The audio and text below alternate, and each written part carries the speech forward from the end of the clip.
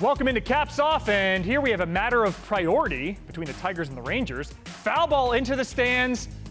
This fan's got some nachos in his hand, gets the ball, but problem, people in front of him are now wearing said nachos. Do you know what? See if that was in LA at the Dodgers Stadium and you'd probably lost about 3/4 of the nacho helmet. You'd still have about 8,000 calories in there.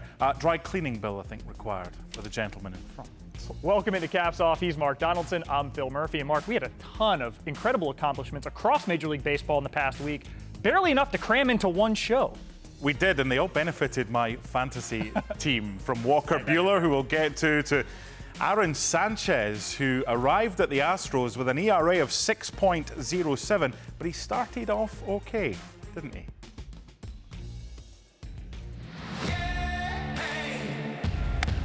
Sanchez absolutely twirled with 6 no-hit innings. And the Astros are 1 out away from a no-hitter. This is playable for Reddick. He's there, makes the catch, and the Astros have thrown a no-hitter!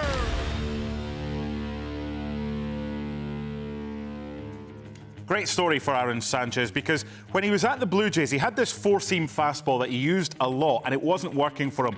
They stuck on his debut for the Astros with the high-speed curveball, and how about that? The 7th pitcher to start a no-hitter in his debut for a team.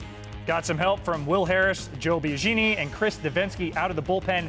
The second combined no-hitter in Astros franchise history, first since they did it to the Yankees back in 2003. That ERA dropping to 6.07. But Mark, you mentioned a little bit of history before this. There have been 6 no-hitters started by pitchers making their team debut. We can go ahead and make that 7 now with Sanchez. We can. However, Ed Cushman should be top of that list because he plays for the team with the best name. They do. The Milwaukee Cream City is no longer in existence. So as great as that was as a team performance by the Astros, Walker Buehler went ahead and one-upped everyone in Major League Baseball this week as an individual pitcher on the mound. He did, and when I was up against our producer Ben in our fantasy league, he was pretty confident of victory until Walker Buehler decided to maintain his good form. He had a poor outing against Colorado, he had a poor outing against Washington, but then he had a fantastic outing against the Padres. Yeah, who's your Padre? Walker Buehler, 15 strikeouts and a 4-1 win. The most impressive part of all of this, no walks. Absolute domination on the bump, like they need another star on the mound between Hyunjin Ryu, Clayton Kershaw. This team is going to be terrifying in the playoffs. Little bit of context for this 15K no-walk game, Mark. Pedro, and Dwight, only 4 of them have done so in a single season since 1908. He started off this campaign in 2019 pretty slowly, Walker Buehler, but my goodness, this kid's hot right now. Here is Sano. A high fly, center field, and that ball is gone! A walk-off winner for Miguel Sano. Great pitching performances are fine, but more fun than that, the long ball, and the Twins are hitting homers, Mark, at a rate we have never seen before in Major League Baseball. We got asked who wants to go to Target, but it was Target Field. I didn't realize. I thought he was going shopping. I was like, on you go, Phil. You can go to Target. He went to Target Field instead. Another trip for Murphy. All season, the Twins have been taking target practice here at Target Field, hitting home runs at a pace not just set to break the Major League single-season record, but destroy it. I talked to the team's 2 biggest sluggers, Nelson Cruz and Germany's Max Kepler, about all this power in Minnesota. I cannot tell you any secret that we do special, and nothing special that we do.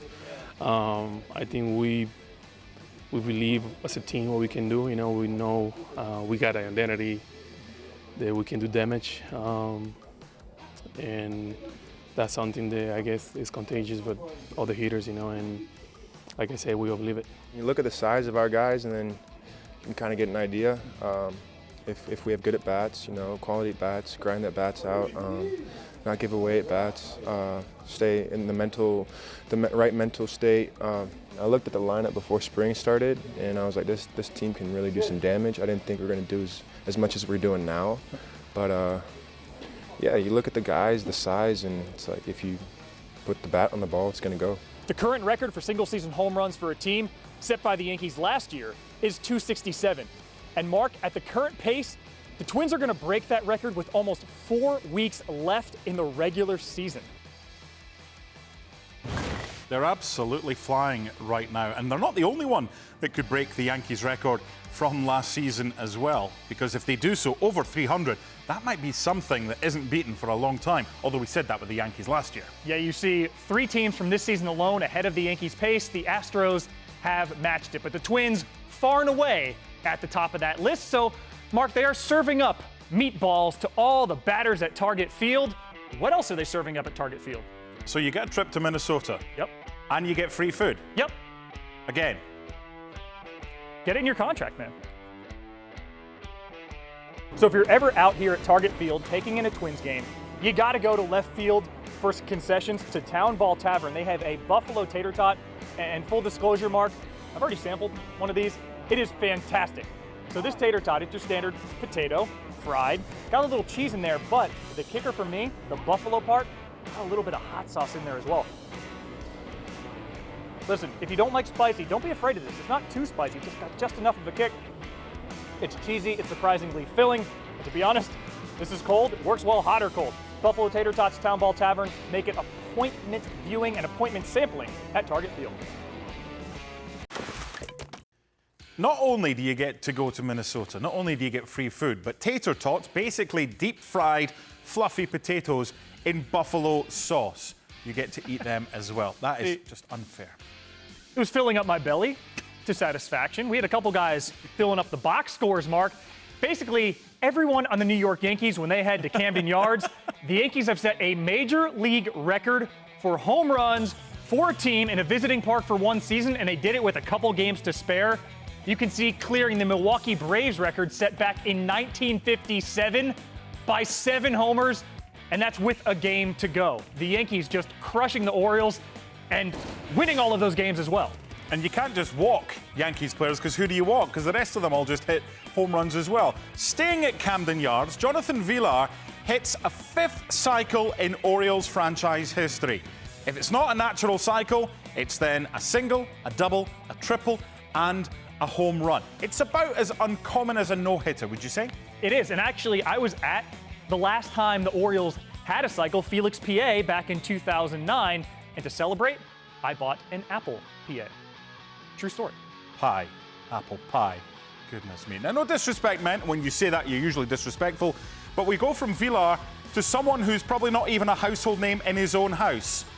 Santander, Anthony Santander of the Orioles. Why is he featuring? Good reason for that. The new most popular man at the 24th World Scout Jamboree in West Virginia, making a couple hours drive east, they were to Baltimore, a game for the Birds. Blue Jays against the Orioles. So, he's in left field, and suddenly 4,000 fans, boys and girls, men and women, erupt every time he makes a catch. Quite impressive. Really remarkable stuff there. Fly ball to left again. Santander back on it. Let's see if he gets an applause. Yeah. It's wonderful to their feet. He's their favorite player. And they just met him. I know we've had the Red Sox and the Yankees. I know we're getting the Cubs and the Cardinals, but if the Orioles ever head for the United Kingdom or to Europe, I know 4,000 youngsters who will be certainly going to watch. And not an insignificant number. The Orioles are struggling this year. They're probably going to lose more than 100 games. That group accounted for more than 1/5 of the crowd. And you can see Anthony really tweeting out support. He loved the backing. Probably didn't expect it when he showed up to the ballpark, saying, "I'd like to thank all the Boy and Girl Scouts that attended. Interacting with them was an unbelievable experience, something I will never forget." So I'm thinking, if say it's $10, say the kids get in for cheap, he could pay $40,000, okay, for each game, but it would cost them a fair bit of cash to fly them over from the UK. I'm just saying, if he wants his personal fan club. I mean, it comes at a price, but a really cool scene there for a team that brilliant. Otherwise doesn't have a lot to cheer for being honest. But we have a lot to cheer for. Best defensive plays of the week with our Web Gems. Number 3, Mark, my Mets are on fire. Oh, here we go. Facing the White Sox. Fly ball down the right field line. Jeff McNeil has been fantastic at the plate this season, but doing it here with the glove. Traveling, tracking, grabbing, crashing into the net. That protective netting, the White Sox were the first team to put it all the way down the line. McNeil using it to his advantage there to get the out. I'm not sure he would have done that prior to them having done that. So that's at 3, which was very good. This is Michael Lorenzen. This is the Pirates against the Reds. He's a pitcher. Come on now. He's a pitcher playing in the field, and he does that. Not bad, but not number 1. Number 1 goes to the White Sox and the Phillies. Speaking of pitchers playing in the outfield, Vince Velasquez playing in left has his arm tested. How are you going to test the arm of a pitcher? Jose Abreu punched out at home. Then Velasquez, a diving grab. No glove loss there. What next? Outfielders getting saves? Had that. And that save we mentioned by the position player, Steve Wilkerson. The Orioles, in the last, quarter of an hour on this show, probably had more airtime than they're going to get for most of the season. It's just been a weird and wacky season, from Santander to Villar to Wilkerson. It's been a great season, has it not? Credit Baltimore for being creative in how they make news. In the franchise's first 64 seasons, they had 9 position players total pitch. They've almost matched that this season. And again, this is for a team that's pacing for right around 59 or 60 wins. So you got to get our attention somehow. Mission accomplished, Baltimore. But if the trip to Baltimore comes up, I'll put my hand up with free food as well. Can I have one? And maybe the most beautiful park in all of baseball is Camden Yards, especially if you ask the Yankees, right? Yeah, they would rather play there every single day and they'd be World Series champions every year. What a streak it is for the Yankees at Camden Yards. He's Phil Murphy, I'm Mark Donaldson. We'll do it all again soon, boys and girls. Bye for now. Keep that shoulders down.